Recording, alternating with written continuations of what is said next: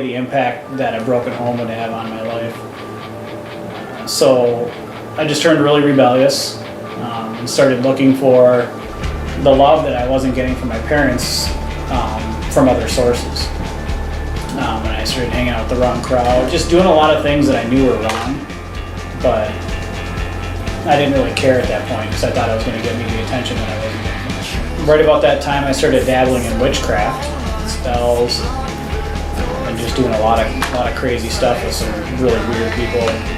There was one instance where I was sleeping in my bed and I was woken up early in the morning, probably around 4 o'clock sometime, and I felt like I couldn't my bed and crawling on all fours to try to get to the stairs, to go downstairs to wake my dad up to get some help because I knew that something bad was happening. As I got to the foot of the stairs, I attempted to stand up and something kicked or hit me in my back and I ended up flying down the stairs. And, I landed at the bottom and I was really dazed and I tried to get up again and whatever it was threw me into the bathroom and slammed my head off the sink. And my head ended up crashing through a window and my dad came running in and I had scratches on me. I was hanging out with a group of people and we were doing witchcraft stuff, doing like seances and spells and stuff like that. And there was a guy witnessing outside the place where we were hanging out in. One woman who was basically kind of the head of that coven or the head of that whole deal that was going on, thought it would be fun to curse this guy because he was witnessing in her territory and that was an affront to her. And she ended up trying to cast a spell on him, and she ended up throwing up blood and having to go to the hospital.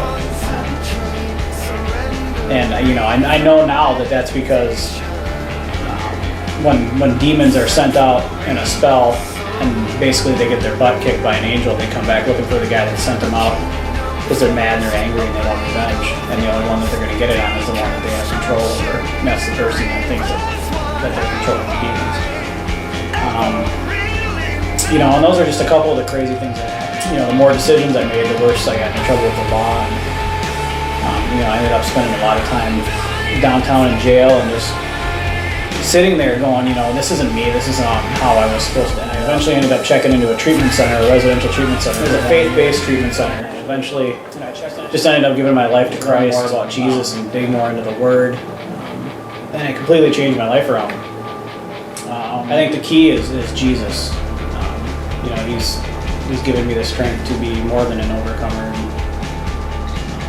I couldn't have done it without my relationship with Christ. There's no way, because I tried so many times to do it on my own, and it just never. It'd probably be Numbers 32:23, which is be assured that your sins will find you out, because there's no way that you're going to get away from public things, whether it's here on earth or in heaven. It's a biblical truth. If you do something wrong, it's going to be brought to light.